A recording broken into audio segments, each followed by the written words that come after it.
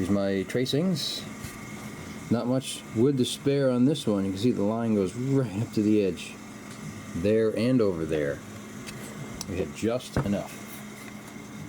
We'll cut these out roughly, and we can shape them to fit in now.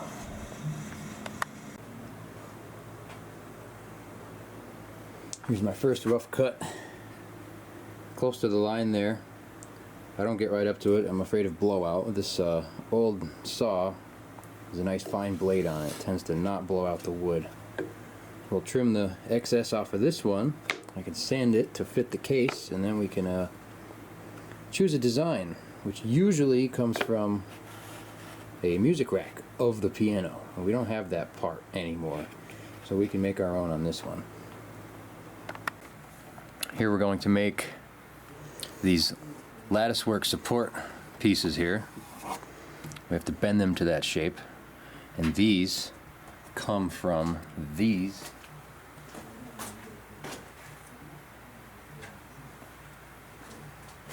And those pieces come from piano bridges from the pianos that we take apart here. These are pretty much always made in layers of maple. And these all come apart and they turn into this. You can see where the pins were. And these are usually the perfect size once trimmed to go in there and be our supports. Oh yeah, it looks like an upright piano. So we'll cut the way the bridge shape. bent down here, and up there, that's the notch for the plate. They're all in the same place. The notch here, right? The treble section. That's exactly what that is. We took apart so many pianos, we don't know what comes from where. Sometimes. We'll try to label them. Little pieces of wood. So we'll trim these and get them ready to go be bent into shape.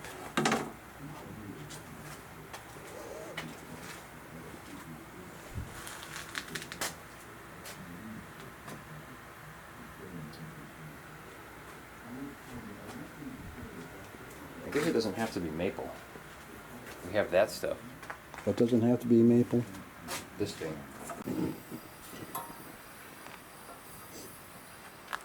The hook.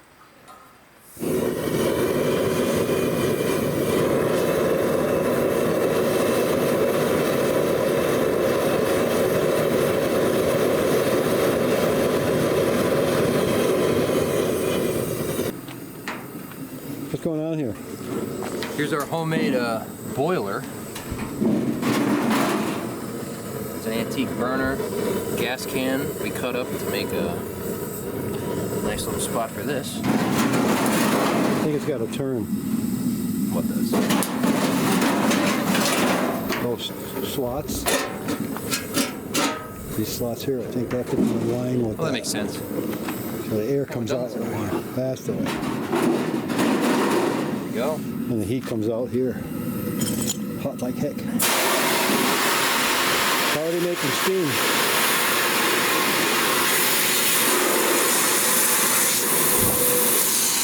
We gotta bend some wood. Put in boiling water. Doesn't take very long. There you go. Just a few minutes. Here's our little pieces for the scrollwork supports. Soaked to get better moisture in them. This is our cuts from the old piano bridge. Yep. One of those bridges in the shop. So we'll boil these for a couple minutes. Not simmer long. them. They're already saturated with water, so it don't take long. When they come out, they should be ready to steam bend. Yeah. Press them on that mold over there. First. Okay, it's all hot and ready in there. It's 200 degrees or more. All we gotta do is take them out here.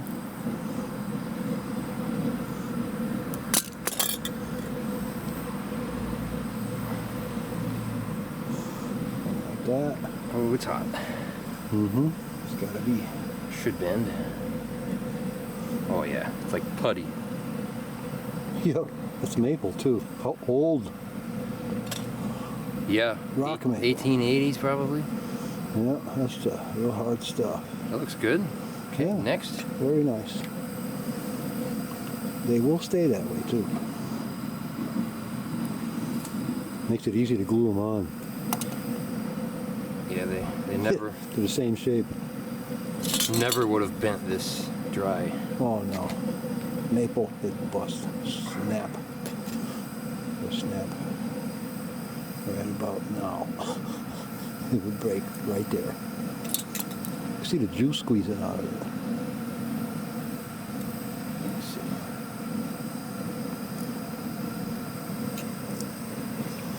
Are these different lengths? I think they're all the same. Let's check this. Top one and the bottom one. Hold the stick, please.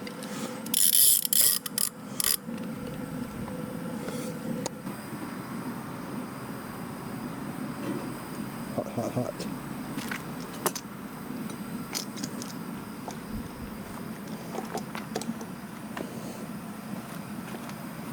Of course, we need to make a jig for this. This is suffice for now.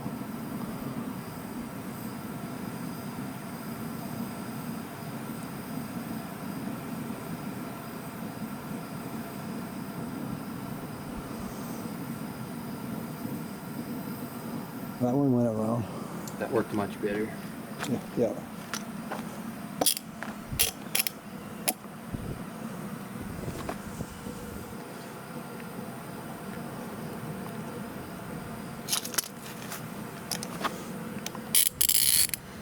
I haven't done this in over a year. Yep.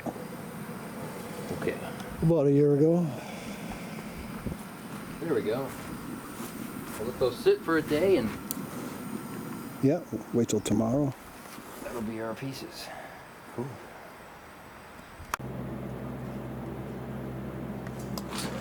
Well, here we are again. What am I doing? Oh boy. Making these things. Ah, this was that bridge I saw the other day, that I was working on the other day. I had to position these feet on here. And right now, making these little brass hooks. That's what I call them. Little brass hooks. And had to buff them. Had to make them. It only takes me about 5 minutes to make one of these now by hand. It's just a brass rod that I had to get from a piano because I bought some brass rod that I thought would be correct at the local store. You know, it's, what is it? All True Value Hardware, blah, blah, blah, blah. And I had trouble threading them. They were coming out all wicky-wacky, all offset from the center. I didn't know why. So I took the micrometer and I suspected the roundness of the rod was off. And it certainly was. It was just oval. Very bad. This one is almost perfectly round. This is from a piano hinge, probably from the 1920s or so. Really good piece of brass. Also, that brass that I get from True Value Hardware, I don't know how pure it is. There's little traces of other metals because they throw it in a big vat, I think. Comes from China, probably. Maybe not. But anyways, they weren't round, and it was causing my threading to go unround. These are easy to make. I can make one of these in about, well, like I said, 5 minutes. So right now I'm polishing them up. And you can't use a pair of pliers because you damage your threads, my threads. So I'm using this little block of wood here. And that holds them for me while I'm running them on the buffing wheel and how I'm smoothing out the ends. And they come out looking like this. They're going to look pretty good. I don't think I'll have to nickel plate these. I might just leave them like that. It's a possibility the wires slide better over the brass. than a nickel. I'm not sure. I didn't do any testing there. I know you can't use aluminum. Nope. It squeaks. So anyways, that's what I'm going to do. I'm going to get all these in here. I'm not going to show the boring buffing wheel thing that happened. However, one of these did hook on the buffing wheel, and it disappeared in a microsecond. Boop! Gone into the room, busted right off flush with my block of wood right there. So I learned not to hold them onto the wheel. Companies could stop making brand new. I'm listening to cars Jace Allen on a YouTube program over there. Enough Boy, guitars that's old-fashioned, huh? to That's how old I am. satisfy A program. needs, indefinitely. Well, anyways, this is number 11 I'm working on here, That I was thinking and this is my about bridge. Yes, this is very good. This has been evolving, There's still and this is my new muting strip even guys older than to shut up the wire in the back of the bridge, which is an annoying thing. See, that goes right there like that, and I can tighten it and slide it up and down and adjust it to touch the string in the back of the bridge. The speaking length over here. This is the non-speaking length. That's piano talk. Anyways, this is really cool because I can adjust the pressure against the strings with this. And best of all, I can remove it and replace the felt. The felt is glued on here with hide glue, and all you got to do is wet that with hot water, and you can change that felt. You put a thicker one, put a different color, but I like purple. Anyways, I'm going to continue here. There's my curious little hooks. They look like little animals there lined up. And let's see, what else? Oh, this is what I'm doing. It's my hitch plate, my brand new hitch plate. Made out of stainless steel now. They were made out of brass. And I had to nickel plate them, which was difficult to do, even though we know how to do it. I had to do it for the pianos, all the hardware. Can't get good plating today. Only one place I know, and they went out of business in this area. Anyways, this stainless steel doesn't tarnish. It's hard to scratch. It's really cool stuff. And here is my nut that I'm putting on here. This has to be glued here, like that. So right now I'm going to fit that to this real tight and glue it thereafter. A little thin piece of wood is for a nut riser. The string hitches here and comes out and goes over that ebony wood. Okay.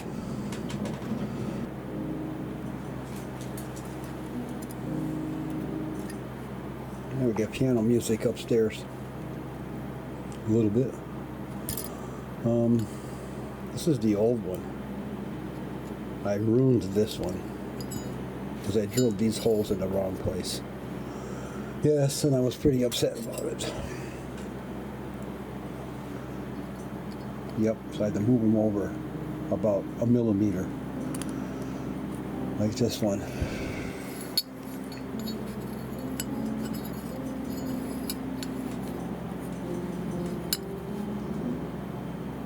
And this one is stronger. This one here, this is all this had back here. It's just this aluminum, but this one here, now that I have these hooky things in here, they're threaded into this pocket wood, I guess they call that, multi-laminated glue hard pressed wood. And yeah, I guess that's not piano wood, I have to admit. Oh well, I guess they're not all piano wood. Most of it. Anyways, that goes there now, and I got to trim this here a little bit. Doesn't have to be that wide. I like being able to take it off. The early design I couldn't, but that one works well. And here's this thing I've been working on here. I just glued this a couple hours ago. I'm wondering if this is going to be strong enough.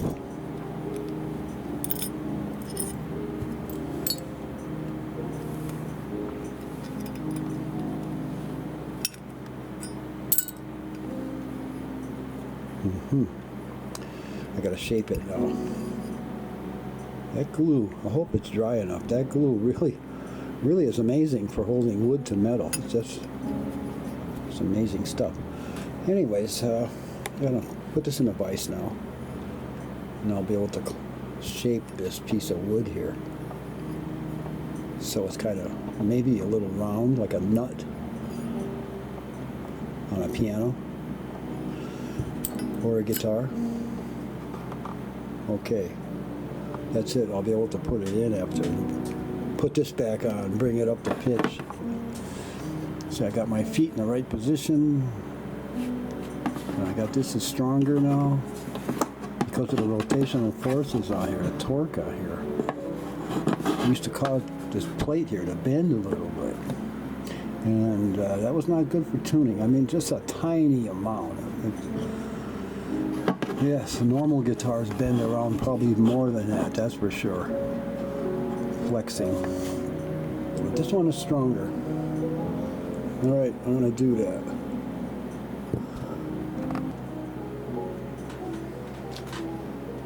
This is what it looks like now. All clamped up. Holding it steady. And I've done some chiseling on here already. I'm going to chisel this off until it's inclined here. And it seems to be working well. That glue held this little piece of ebony on there like tight.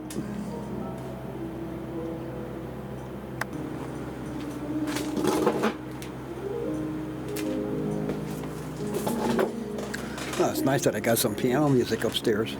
They're rehearsing upstairs.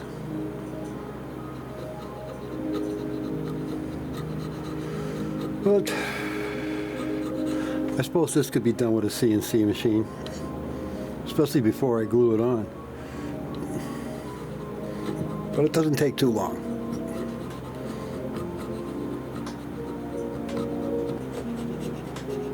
Anyways, I'm going to continue this off camera because it doesn't get any more exciting than this unless I break something.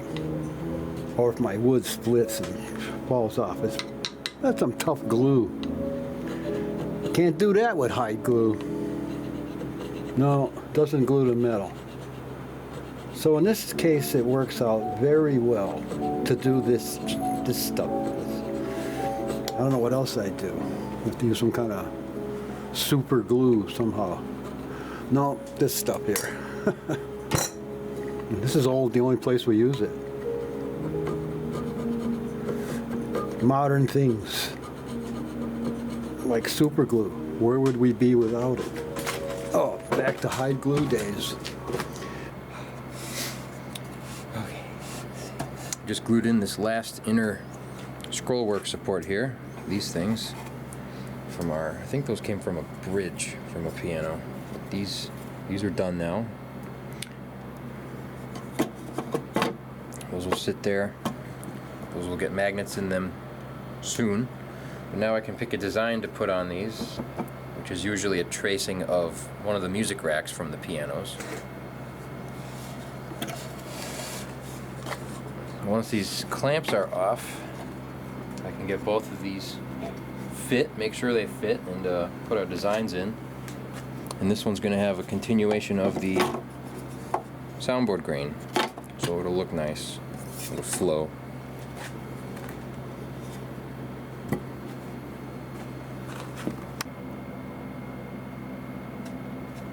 Now that these supports are glued in, that's the last thing I needed to do before I can start with the back. We have these boards. These are wormy chestnut. This one looks like it came from a lid. It's too thin to be a side, but that's one board. It's 11 inches, a foot wide maybe. Wow. We can slice this and then bring this piece down there to make it wide enough for our guitar. That's a good candidate. I like the wormholes. People seem to like those. We have this one. This came from the side of an upright, I believe. It's really thick, so that could be resawed. And this is one board. We could resaw this and then book match this. That could be in the center of our back. That would look pretty cool. It's not quite as worm-holy as this one. These are just two that I picked out that are decently wide enough for what we're trying to do. We'll cut these up and maybe sand one and see what it looks like. Here's my scroll works without the scroll work cut, just blanks.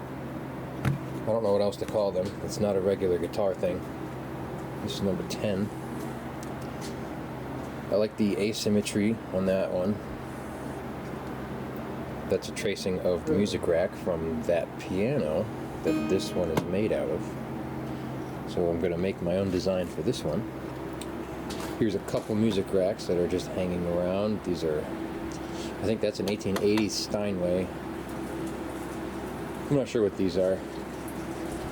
This is an odd one, but they have really cool designs, and since I can't draw, I just trace these onto this and then cut it out. I like these round parts. They usually go good in the corners. Something like that. And cut out the negative space. So I'll pick some designs for these and then start cutting them. I'll show that once these are fully drawn on next. I decided to go with this black music rack. I don't know what this is from, a Weber maybe or something. Turn of the century, Victorian type thing. Let's see what we got here. So we have, I'm going to keep this part. I can make up my own thing over here. So I'll add this part over here so it's not all barren and open, and move on from there. I'm trying to make this one a little more open than the last ones. It'll be about the same, I guess. So let's do the next part. There we go. I'm going to keep the penciled in part, so that's the only thing that's going to actually be on the guitar. I don't know about down here, it's a little funky. I might change that. I like this.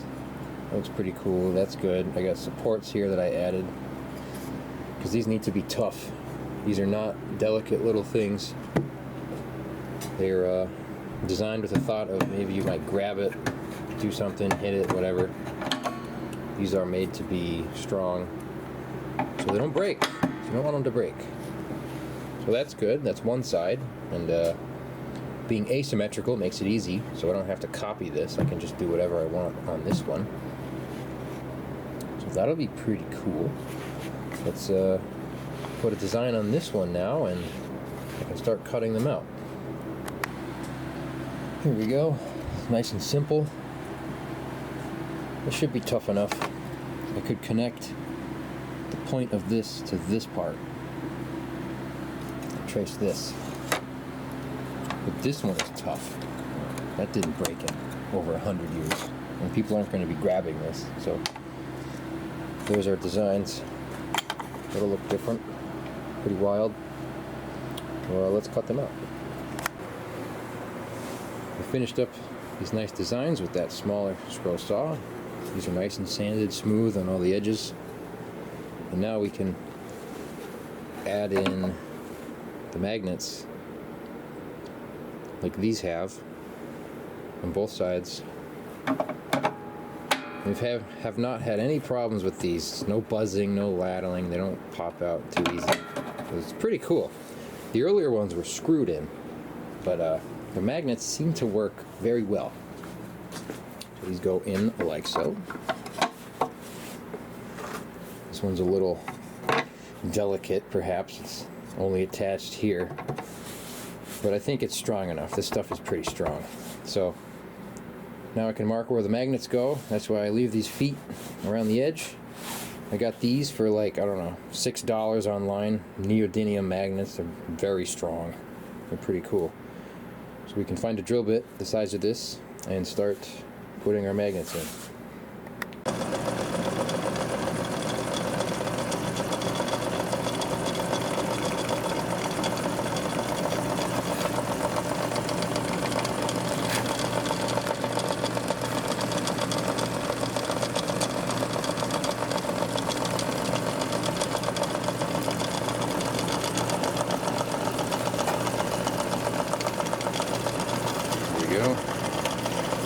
holes in these.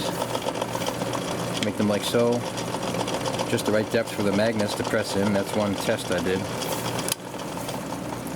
Put all the magnets in on this side and then make sure the magnets are the right polarity in the body of the guitar. So I'll drill all these holes, get the magnets in like that, just super glue them in and press them in, and we can fit them to the case.